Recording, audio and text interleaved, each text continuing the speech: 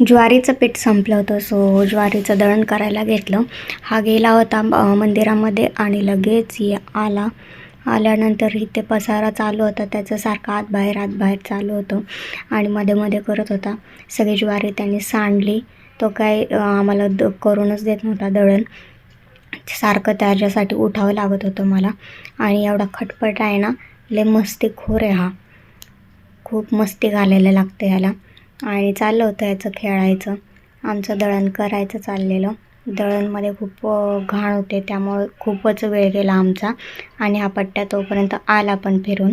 आणि या चेअरवर त्याला चढायचं आहे आणि म्हणून तो एवढा रडायला लागला की डोकं वगैरे आपटून घ्यायला लागला.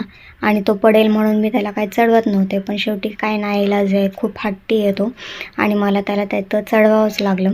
आणि मग तो पट्ट्या खूप खुश झाला चढवल्यानंतर. नाहीतर एवढा त्याला एखादी गोष्ट पाहिजे तर पाहिजेच म्हणतो, नाहीतर खूप मस्ती आणि रडतो तो.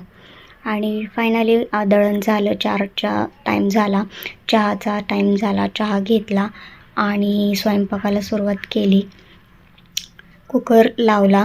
आणि दुसऱ्या दिवशी आमचं काय झालं, मी ह्याचं ब्लँकेट धुत होते आणि ह्याला दिसलं कुठून काय माहिती, तो तिकडून आला आणि रडायलाच लागला.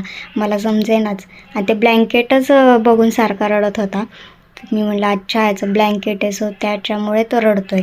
आणि सारखं तो हातात घेत होता आणि एवढा रडला की काय सांगायलाच नको. सारखं घेत होता, त्याला असं वाटत होतं मी त्याला ब्लँकेटसोबत काय करते काय नाही.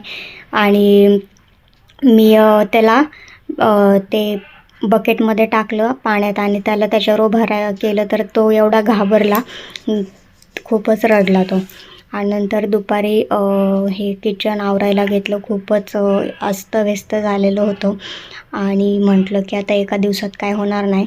सो जाऊबाईंना म्हटलं आता रोज 4-4 डबे आपण धुत जाऊयात आणि तरच क्लीन होईल. खूप त्याच्यावर इथे रस्त्याचं काम चालू आहे, तर खूप अशी धूळ वगैरे येते, त्याच्यावर बसलेली आहे. पण बाकीचं हे जे अस्तव्यस्त झालेले छोटे डबे आहेत ते व्यवस्थित लावून घेतले आणि जे काय लागते जे नाही लागत ते फेकून दिलं. आणि परत आम्ही हे पण काढलं, फ्रीज पण साफ करायला काढला. फ्रीजमध्ये खूपच पसारा झालेला होता. आपण घाई गडबडीत कसंही मसाले वगैरे काढतो आणि जर वेळेस किराणात तेच मसाले येतात. सो आता मी म्हटलं की जे पॅकिंगचे मसाले ते सगळे एका डब्यामध्ये काढून ठेवावे. वर ठेवलेस तर खूपच पसारा होतो आणि जागा पण राहत नाही. एवढा फ्रीजमध्ये पसारा कोणाच्या तरी असेल का, तर आमच्या असतो बाबा. आणि आठवड्याला मंडई आणतं, त्यामुळे खूप पसारा होतो त्याच्यामध्ये. आणि दुपारी आम्ही झोपायला घेतलं.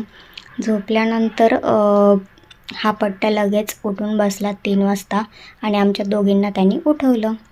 सो चलो बाय, भेटूयात नेक्स्ट ब्लॉगमध्ये.